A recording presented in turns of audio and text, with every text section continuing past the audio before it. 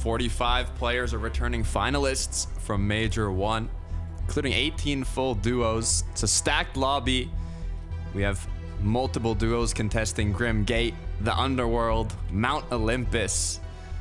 We've had some difficult early games, Jacob, and we're getting right back into the action as Sky now has already been dropped to 36 HP, just one shot away from getting knocked. But will his mantling technique be his savior as he picks up a shotgun but is unable to connect? Oh, that was just an exciting turn and burn situation.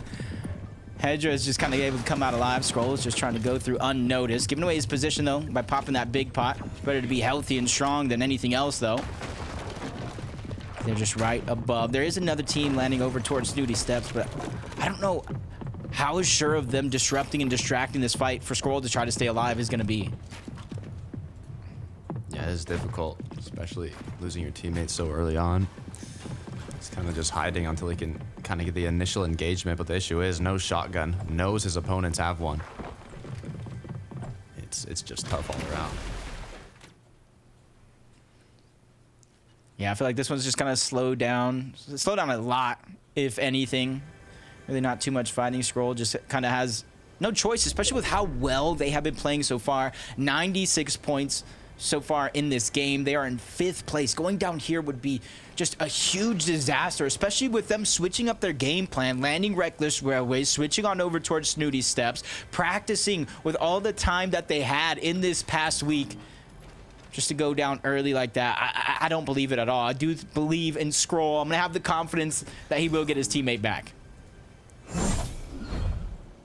I mean, I got faith, Jacob. I'll follow you on that. Let's check what happened at the Underworld, though. That's Cringe and Noms. Looks like we're able to get that initial shotgun alongside those quick eliminations. And even a little loot llama as a reward. That's gonna help so much. They don't have to farm resources as much. He obviously gets a couple more heals when it comes to the loot. And then you get those eliminations. I bet you they're welcoming any contest after that one. Easy Surge, easy loot. Queasy Thomas, though, over at Mount Olympus. You can see the longer this day goes, the less and less people staying around Mount Olympus, causing chaos. Looking back here at Grim Gate, Mustache Malabuka might be the Grim Reapers this time around. Looked like they're almost aggressing towards Trip and Ferdoxy. But one elim has already been made by Malabuka. And it looks like they might just be able to clean up the Grim Gate here. Looks like they're increasingly getting better and better at the off-spawn fights in terms of being able to claim the loot for Grim Gates. It's just kind of what happens after, not really being able to utilize the loot to its highest and best potential. They're just kind of falling short there. As you see in the feed, Queasy just getting 2. Destru and Pyro is getting taken out over towards Mount Olympus, while Silly 7-4 and just choose to disengage. It almost sees like 2 different mindsets going down. One team willing to get aggressive. The other team, they already got their 2 eliminations. They got what they came for in terms of Surge, and they're just ready to disengage on out. Get a great position that Levin and our analysts kind of broke down, the Surge towers, where they can get the best spot in order to get the most Surge possible. Making use of the bush bombs as well when getting that surge. You kind of cover yourself so your opponents don't know exactly where you're taking shots from. You can see another quick cleanup here at Mount Olympus by Queasy and Thomas HD. They're doing a very good job of winning the early games this time around. That makes me wonder, are they even go for the medallion or not if they are fully uncontested? We've seen kind of decisions to go without some of these medallions, especially the one towards Brawler's Battlegrounds. Kind of leaves you as like a walking tracker of some sorts where they can constantly see you, and the effects isn't necessarily as good as some of the other medallions in the game. Teeny and Chap end up in another early game skirmish, and it does look like it's an early game skirmish for the Forecast Tower, where they've gotten it 2 out of 2 games so far. You gotta be careful as the crack came through on Teeny. Just giving a little freedom for Asa and Marco. You can see even in the back end there, Volko Vortex are still on the tower, but Teeny and Chap now have been able to heal up here with a little bit of time, but the back and forth is going to continue. How consistently they've been able to win it. You see another team actually kind of boxed up over towards the forecast tower, and another one higher up on the mountain. So no matter what happens here, if they want that forecast tower, it's going to be fight after fight to try to make that a possibility, as just Acid just put so much pressure from below. Not wanting to give them some free and easy movement as Marco just gets tagged up. Shields drop just like that. Huge flank coming in, but it is going to be a trade. A knock for damage, but Teeny's going to be dropped 1 for 1. And it is going to put him down into a 1v1 situation. And as I say that, he's able to not only get Marcos down, keep him alive, all while another spray is coming in. This could be a successful opportunity at a revive. Great way of keeping Marco up, but Chap is not going to let that slide as he boxes himself up on the same layer now, looking to find an angle, but 2 nice shots. What a play from Asa. Both angles picked wisely, and now he's going to be able to get Marco back up. It's going to be a big win for them. But if they want the forecast tower, it doesn't stop there. One side of the map, Faint God, Splash, Dexy, and Eclipse. Almost all day long, these two teams are battling it out over towards Rebel's Roost and the surrounding kind of splits. And they have to be careful, though, as they're trying to disengage down this area. There is another team on that island, in which it does look like they're trying to go in that direction. So they have to be careful, because now they've given up high ground and they're surrounded by 2 teams. Yeah, you can see it's not a good position to be in. They are going to choose to swim around to get themselves closer into zone. Comeback Blaha, sorry. As well, going to do a mid-map rotation here. They are not fully in the zone yet, as they kind of want to get to the least congested side. But there are some duos following them, as the forecast tower also has been secured. So they do know where these upcoming zones are going to be closing.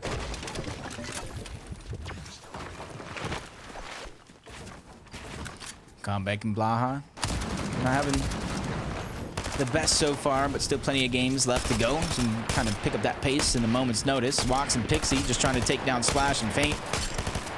Over 80 points so far in this game, and it does look like they're going to be able to barely and narrowly escape just over that mountain. And kind of gives Dexy and Eclipse, another team that was following them, an option of which team they want to go for. Do you want to travel towards zone? You see them in the minimap beginning to disengage all the same. Splash and just kind of a little miracle happen while not getting targeted and chased around the map like we've seen so many other teams and players do before. French and Noms once again continuing their aggression from the already 2 eliminations they have out at the start. Still in the underworld here. It's Marius Sangild who's down below. Also, once again, getting a flashback to game 1.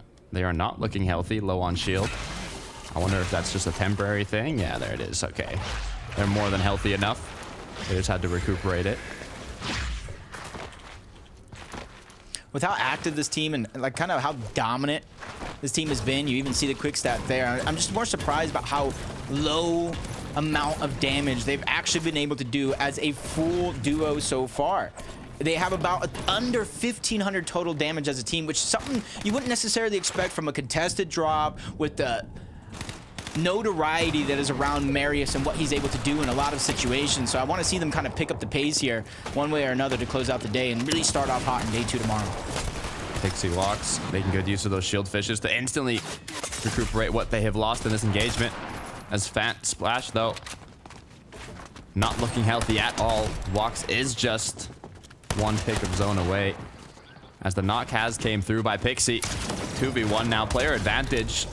Just 1 more shot needed, and just like that, it's been closed off. Pixie getting the job done. Have to be careful, though. Dexy and Eclipse still on that mountain range. I said they had the flexibility and the options, and they chose to just kind of stagger themselves. Wait for a lot of these fights to break out. Once you start to hear the noise, once you start to feed, get active, that's when you're going to try to go. You get that green light.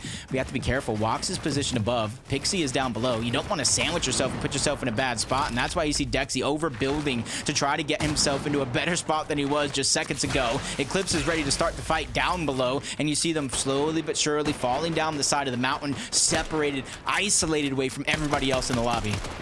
Wox Pixie, though, recuperating that shield and HP that they had lost. Now, both players looking healthy. The duos don't know exactly, though, how tagged Wox and Pixie are. They know they just got out of an engagement, and they're trying to decide, are they low on loot? Are they low on mats? Little do they know, 3 chug splashes to spare. So this engagement will take a long time to finish if they continue playing aggressive like this. Looking in the minimap right now again, Takada. The minimap has so much information. That third-party team rotating nearby. They hear the noise, and you kind of see their arrows turning around in all directions. Is this something we want to go after? Is it not something we want to go after? You can see Dexy and Eclipse fully focused on that team that's right below him. Not a single one of these two players, or even all four of them, has had a chance to really look up and assess the situation. And as soon as I say it, you see them try to disengage on out, and that is the signal. They started to get tagged up into the distance, and now they know it's safe from the position in which they're at. Cringe. Noms now made their way over to the bunker here where Skivvy and Haris are at. Well, they kind of trapped them in there, though. Or will they kind of just take some shots and then let them be? Those tough situations. You got Crimson Nonge who are trying to fight for this bunker, make their way down, and then you got that team Hurricanes Fee who are just kind of bunkered, hunkered down. They really have nowhere to go, and luckily for them, though, the zone is in their favor. Yeah, it's kind of the positive of the situation, right? And not only that, them already having 2 eliminations also means that they've done a good bit of damage just to get here. So even when Storm Surge does start ticking, they should not be in much of a worry. You can see Underworld 2 still has a couple duos as well. But so far, it's kind of going to be a stalemate here for both duos. Yeah, and it just kind of worries me as you see those other teams towards the Underworld. Even though they're kind of busy right now, looting up the scraps, farming up as much as they need. As soon as they want, literally at a moment's notice, and then you combine the fact that there's Underworld dashes, they can close the gap in an instant. And even if they're not going to try to disrupt the fight as a 2v2, they can kind of wait around the side and try to third party as soon as somebody tries to disengage.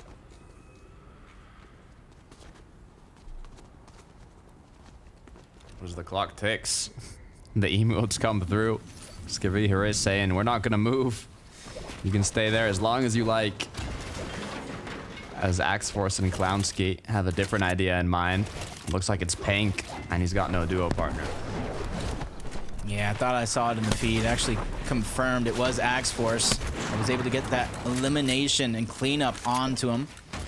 Kind of leaving him as a solo to just wander around. In the zone, though, as long as he has some heals, and very, very early on still in this game that he could get the reboot back. So they have a whole plethora of other worries, but he actually doesn't have any heals, so there's only so long he can stay in the zone. And even though he does have the wings, he can't necessarily use it right now going up that hill and up that mountain because it just makes him an easy target to get taken down. Yeah, I mean, with 25 HP, that's not the position you want to be in. Even Yanis or Flixie could just take one shot from where they're at, and if it connects, Pink is gone. But it looks like he is going to make it towards the reboot van here. Try and bring Vico back into the game, but come back from this, they're going to need some big eliminations. But if a duo is going to be able to do it, I mean, it's going to be Pink and Vico if they can get healed back up. Yeah, and luckily they are kind of right next to a POI, a big one at that. An uncontested one from Yanis and Flixie, so there could be a lot of loot left over that actually they can utilize and kind of get themselves back into the game. Baniac Swizzy, 138 damage above the threshold. And you can see not only are they high up on the mountain, so they can use the launch pad, the Flowberry Fizz, they have the wings in their inventory, which you're seeing a lot of players popularize here today to kind of use for rotation. And it's not the normal way, Takada. They're not flying through the sky looking like an eagle. They're making short bursts from one spot to the next to make the rotation that much easier. Yeah, and it's incredibly popular so far today, like you've mentioned. Seeing it a lot more than in previous tournaments here. And just like we saw, Vico has been brought back in the game, but with no heals, no shields, before they start taking fights. I mean, hopefully they can find something, but 25 below, it's not like they have a lot of time to work with. I got a question, and this just might be thinking outside of the box. Would it... Never mind, he's already down. Well, that question's out the window by Pink. He gets knocked. I think there's a chance for Vico to try to save him, depending on who actually got the credit for that knock. That was Kiro, so far into the distance, and I was going to say if he wanted to give himself just a little bit of a push, some fall damage, gets revived, he would have more HP in theory, but it's a little bit of a moot point now. So Vico, even though he's gotten one reboot already, he got the card and has to get ready for another one.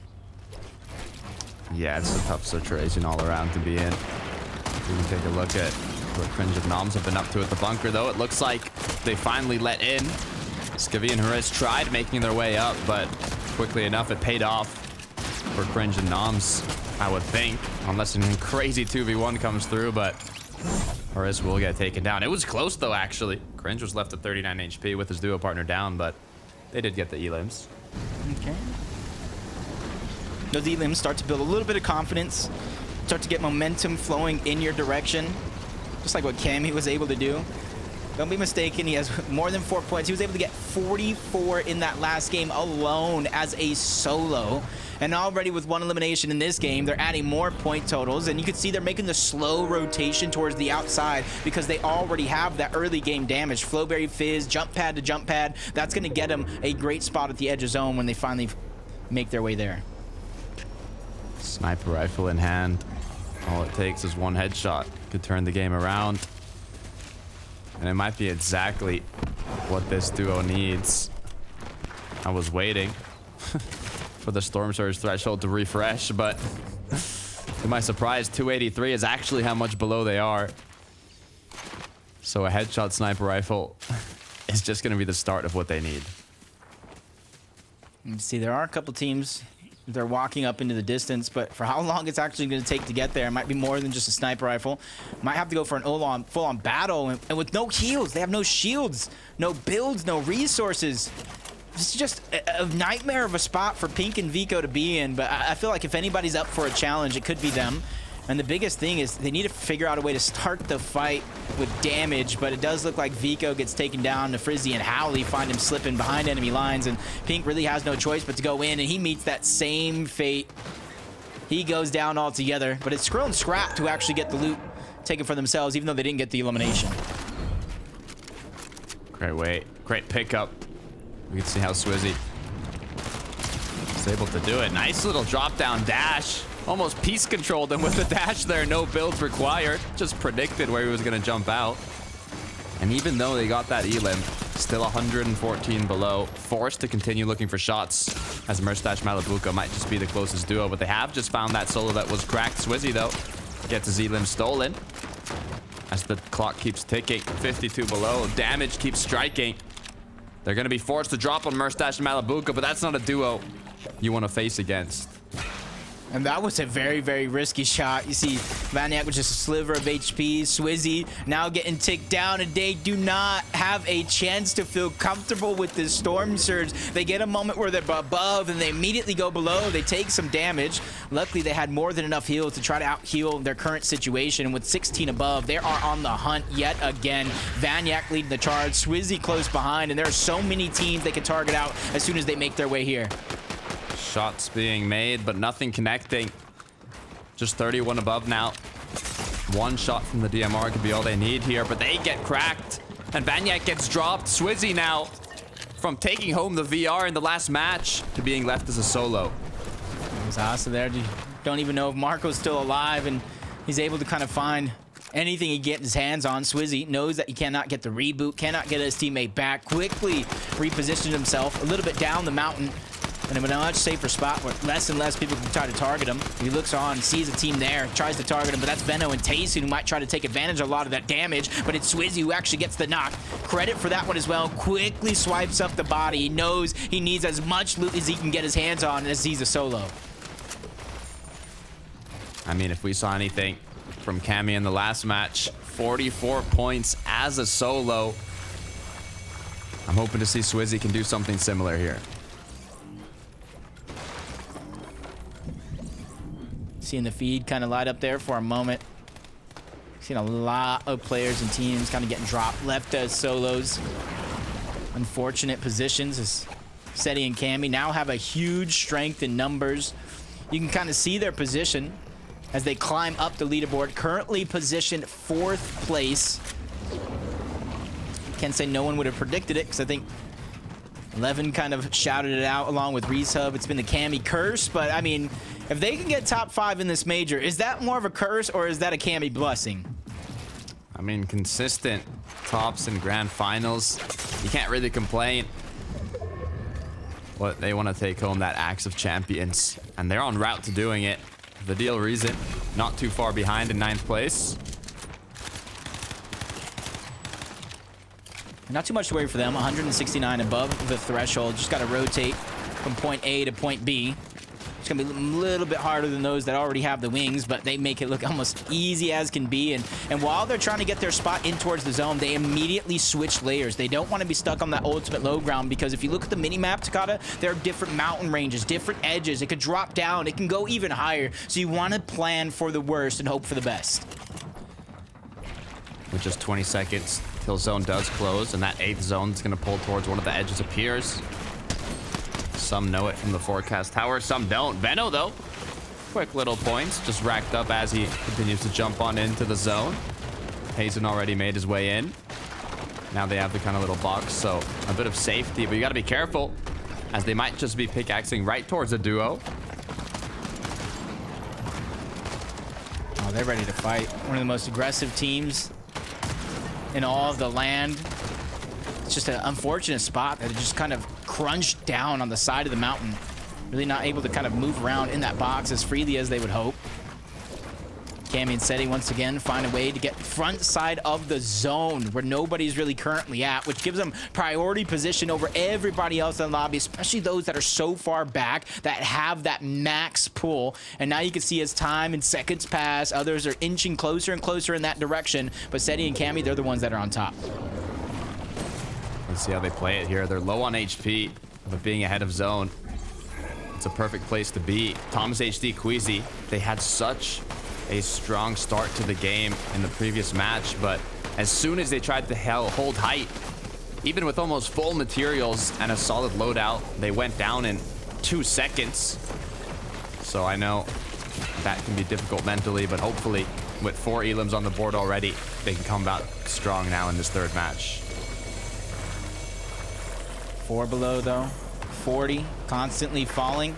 They don't have a ton of heals to kind of use in just a quick couple of seconds to try to out heal what Tayson kind of has left in terms of overall HP and shields. That's why Veno is just going on the attack, and what a monster shot going to be landed onto Malabuka. That alleviates a ton of pressure, and you see now that he's able to get the green light to go. Veno, Tayson reunite in the same box, and they're ready for this next rotation. Job is not done, though. Neither for Cammy and Seti, as they are 4 below. Cammy might be forced once again pretty soon to play as a solo if Seti does not heal up here. Both players looking quite low. That shot connected got them to 22 above, but it's not enough for safety. 4 seconds left till zone starts closing and more opportunities arise to get shots. Tayson's gonna get dropped, though. A challenge that I think Veno is ready and willing to take as he continues to rotate forward. Easy, very, very little contestation on this side of the zone as it continues to move forward. But he gets targeted out. Team staggering themselves behind for a perfect couple of shots like this. Veno still above the damage threshold. Very little to worry about other than making it from point A to point B safely. Podasai Snayzy up above in the clouds, looking to hold on to it. Nice little ring rotation to get ahead of zone. Great way to conserve their materials. As Swizzy now 136 above. He has lost Banyak, but we talked about it earlier. Clutching it up as a solo, there's potential for it.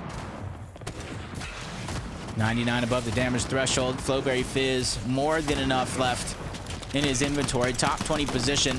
Still have more points and distance to cover before he's done just yet, as Robon gets targeted the backside of zone. Cam, you said they get credit for that knock and soon to get credit for that elimination, but you can look at their damage. Still only 11 above the threshold and quickly falling below, so their job is not done just yet. Taking the first tick of that storm down to just 42 HP. Cammy needs to figure out a way to get damage. Seti gets dropped. One more tick is all he can take, and he finally gets the Fizz in time. 2 HP, the Dream trying to stay alive. He cannot take any more damage or else he will go down, but luckily for him, Storm Surge turns off just in the nick of time.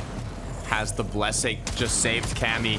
Once again, forced as a solo. 76, is it enough? It's not. Reason with too much HP. 180 turns around, gets the elim now. 4 on the board as he continues to stay up. Vadil has gone down. So many solos, almost looking like a solo FNCS, Jacob. Yeah. Swizzy is going to be included, but he's almost looking strong, almost looking like a full duo with the way he's playing. Doesn't really have time to pop the Flowberry Fizz just yet. Merstache joins the crew of solos F in this game. There's only a few really left alive as a solo. Merstache is going to be one less that anybody has to worry about. Swizzy continuing now. I believe he was the first solo we saw from any of the people that just went down, and also the last one standing so far.